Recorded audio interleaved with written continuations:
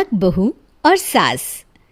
Master Dinanath एक सुखी संपन्न परिवार के मुखिया थे। पूरे गांव में उनके व्यवहार और आदर्शों के चर्चे थे। उनके घर में उनकी पत्नी, 2 बेटे, एक बहू और एक नाती था। माँ जी, मैंने दाल चावल बना दिए हैं, आप बस सब्जियां और रोटियां बना लीजिएगा। मैं चिंटू का होमवर्क करवाने जा रही हूँ। ठीक है बहू, जरा जल्दी करना, उमेश कॉलेज से आने ही वाला है। जी माँ जी। चिंटू इधर आ, चल मुझे ABCD लिख के दिखा, स्मॉल वाली। इतना कह के वो कमरे में चली गई। अब मेरे देवता भी नहीं जाने वाले, मैं तो आराम से टिकटॉक बनाऊंगी, बिंदास। तभी उमेश भी आ जाता है। माँ, खाना बना क्या? हाँ, बस रोटियां सेक रही हूँ। भाभी कहाँ है?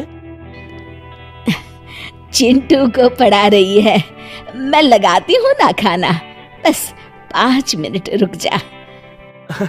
ठीक है माँ, मैं हाथ मुंह धोकर आता हूँ। ये बातचीत घर का बड़ा बेटा दिवाकर सुन रहा था। वो अपने कमरे में गया। रत्ना, ये क्या है? क्या क्या है? तुम मोबाइल चला रही हो, पहले खाना बनाना चाहिए ना। खाना तो बना के आई हूँ, अब क्या पूरे दिन चूल्हे में ही घुसी रहूं? अगर बनाकर आई हो तो माँ रोटियां क्यों बना रही है? अच्छा, अब समझी। सिखाए पूत दरबार में हाजिर। मतलब कि माँ जी ने आपको भड़काया है। रत्ना, माँ ने कुछ नहीं कहा, मैंने खुद देखा है। मालूम है। घर की बहू आराम से मोबाइल चलाए और बुजुर्ग माँ खाना बनाए, ये शोभा देता है क्या? अरे इतनी भी बुरी नहीं है, 4 रोटी ही तो सेकी है। मेरी दादी अभी तक पूरे घर का काम करती है। ओह, अब समझा, तो ये तुम्हारी खानदानी परंपरा है। सुनो जी, खानदान पर मत जाओ, नहीं तो अच्छा नहीं होगा, बता देती हूँ। तुमसे बात करने से अच्छा दीवार पे सर मार लूं। हाँ हाँ, मारो ना। तभी माँ की आवाज आती है। दिवाकर बेटा, तू भी खाना खा ले। आया माँ। थोड़ी देर बाद सब खाना खा के उठते हैं। अरे, आपने बर्तन क्यों मांज लिए? मैं तो करने ही वाली थी। तो क्या हुआ बेटा, चलो अब तुम भी खाना खा लो। खाना खाकर रत्ना फिर कमरे में चली जाती है। इसी तरह दिन गुजरते रहते हैं और कुछ दिन बाद। माँ जी, क्या हुआ? आप उठी नहीं अब तक? रोज तो अब तक झाड़ू पोछा भी हो जाता था। तबीयत ठीक नहीं लग रही। सब समझती हूँ, काम न करने के बहाने हैं सब। कुछ कहा बहू? हाँ? नहीं माँ जी, आप आराम कीजिए। आज तो रत्ना को ही पूरा काम करना पड़ा। वो आराम कर रही थी कि दीनानाथ जी ने आवाज लगाई।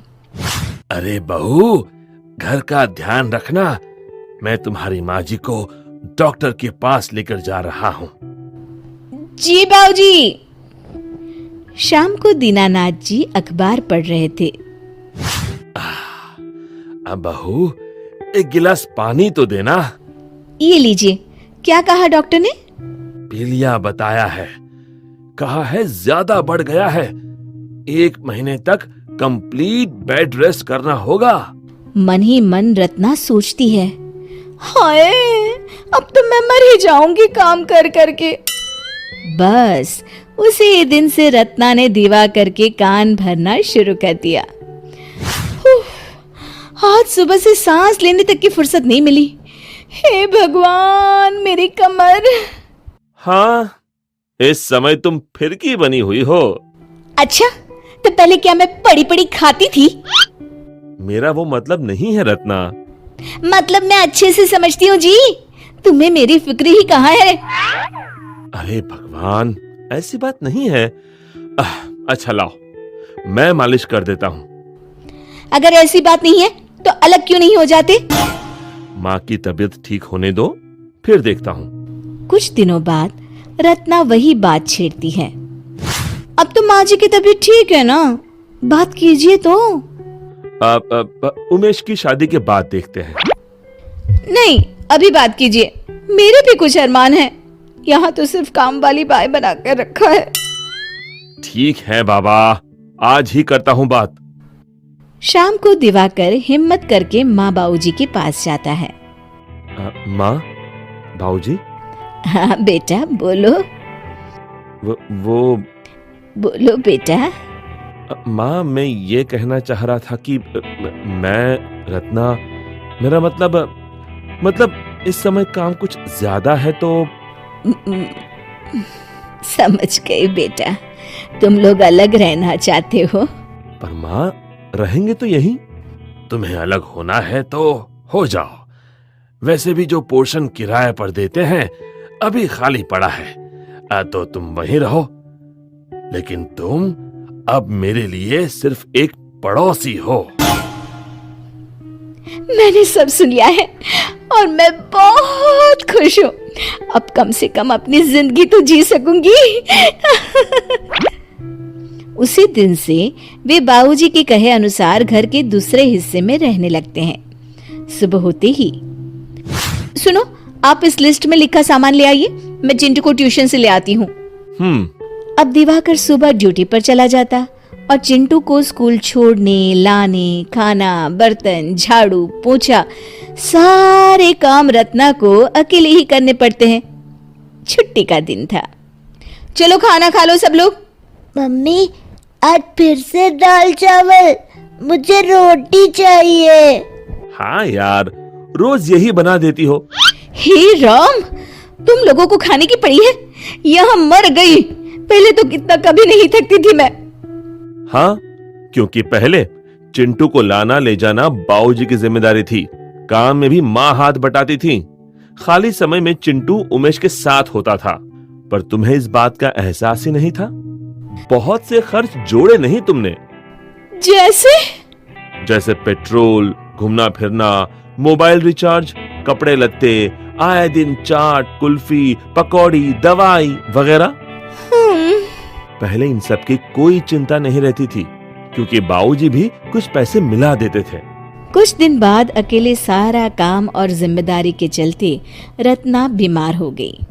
एक दिन कपड़े फैलाते समय, चिंटू आज स्कूल नहीं गया, छुट्टी है क्या? नहीं दादी, मम्मी की तबीयत खराब है। पापा भी बिना नाश्ता किए ही चले गए। अरे आजा बेटा, तू पहले खाना खा ले। चिंटू बड़े चाव से जाता है और दादी के हाथ का खाना खाता है। बहुत अच्छा खाना था दादी। अच्छा मुआ मेरा प्यारा बच्चा। ये ले, ये खिचड़ी अपनी माँ को दिया। दादी, ये तो बहुत गर्म है। अच्छा ठीक है, तू रहने दे, मैं ही दे आती हूँ। रत्ना के घर जाकर वे देखती हैं कि पूरे घर में कपड़े, जूठे बर्तन, जूते, चप्पल फैले हुए हैं। अरे घर का क्या हाल बना रखा है बहू। अरे माँ जी, आप आइए ना, बैठिए। बैठी रहे, पहले ये खिचड़ी खा, तब तक मैं घर ठीक कर देती हूँ। 1 घंटे में ही घर चमकने लगा। ला बर्तन दे, शाम को सबके लिए खाना भेज दूंगी। माँ जी, मुझे माफ कर दीजिए माँ जी, मैंने आपको गलत समझा। ये कहते हुए वो सासू माँ के पैर पकड़ लेती है। कोई बात नहीं बेटा, गलती इंसान से ही तो होती है, और तू तो मेरी बहू है। तब तक दिवाकर भी ड्यूटी से लौट आया, पर यहाँ का माहौल देखकर छुप कर देखने लगा। पत्नी को बहुत देर से गायब देख दीनानाथ जी भी उसे बुलाने आए हुए थे।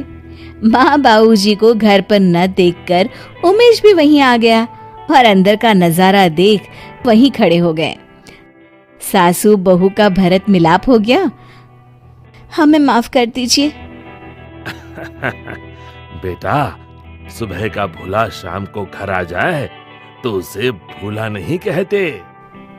चलो, तुम्हारा घर तुम्हारा इंतजार कर रहा है। और उसके बाद सब खुशी खुशी पहले की तरह एक साथ रहने लगते हैं। शिक्षा हमें हमेशा बड़े बुजुर्गों का सम्मान करना चाहिए और हमेशा मिलजुल कर रहना चाहिए, क्योंकि मुसीबत में अपने ही काम आते हैं।